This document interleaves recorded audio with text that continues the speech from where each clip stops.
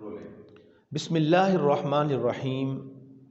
دور حاضر میں اکثر احباب یہ سوال کرتے ہیں کہ یہ درس نظامی کیا ہے؟ مدارس اسلامیہ میں پڑھایا جانے والا نصاب کس نے بنایا، کب بنا اور اس کے اندر کون کون سے علوم شامل ہیں؟ یہ بہت اہم اور ضروری ہے، کیونکہ اس وقت ملک پاکستان کی ایک بڑی تعداد اور خصوصاً دیہی علاقوں پر مشتمل لوگوں کے بچوں کی ایک بڑی تعداد مدارس دینیہ سے مفت تعلیم حاصل کرتی ہے۔ تو آج کی اس ویڈیو میں ہم آپ کو یہ بتانا چاہیں گے کہ درس نظامی کیا ہے اور درس نظامی کا آغاز کب ہوا۔ یاد رہے کہ درس نظامی کا آغاز آج سے تقریباً 400 سال قبل علامہ نظام الدین سہالوی رحمۃ اللہ تعالی علیہ کے دور میں آپ کی سرپرستی کے اندر معرض وجود میں آیا۔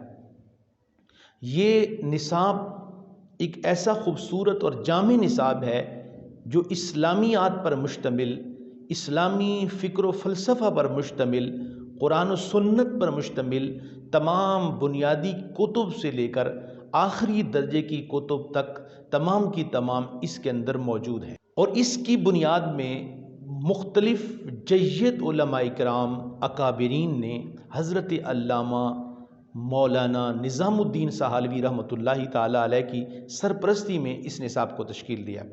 اس نصاب میں کون سی کتب، کون سے علوم شامل ہیں؟ صرف، نحو، علم فقہ، تصوف، تفسیر، اصول حدیث، اصول فقہ، منطق و فلسفہ، علم ریاضی اور مختلف قسم کے دیگر علوم شامل ہیں۔ اور درس نظامی کے بانیان نے اس چیز کو مد نظر رکھا کہ انہوں نے مختلف علوم کی اہم ترین کتب کو اس نصاب کے اندر شامل کیا، تاکہ ہر دور میں جو نئی کتب اس موضوع پر آئیں تو وہ سب کی سب اس کے اندر ضم ہوتی چلی جائیں اور دور کے تقاضوں کے مطابق اس کو پڑھایا جائے۔ اس کا فائدہ کیا ہے؟ یاد رہے کہ ہمارا جتنا بھی ڈیٹا، جتنا بھی ہمارا ذخیرہ علم قرآن اور سنت کے ساتھ ساتھ تفاسیر کا، منطق و فلسفہ کا، ہماری کیمسٹری کا، ہماری اسلامک آئیڈیالوجی کا جتنا بھی ذخیرہ کتب ہے وہ عربی کے اندر موجود ہے۔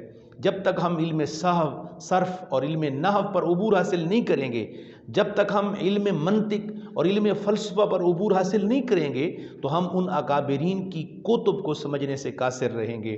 اس لیے ضروری ہے کہ درس نظامی یہ وہ علم ہے جس کے ذریعے ہم قرآن و سنت کو سمجھ سکتے ہیں، پوری اسلامی 1000 سالہ تاریخ کو سمجھ سکتے ہیں، اور یہ ہمارے پاس ایک انتہائی قیمتی ترین ایک نصاب ہے۔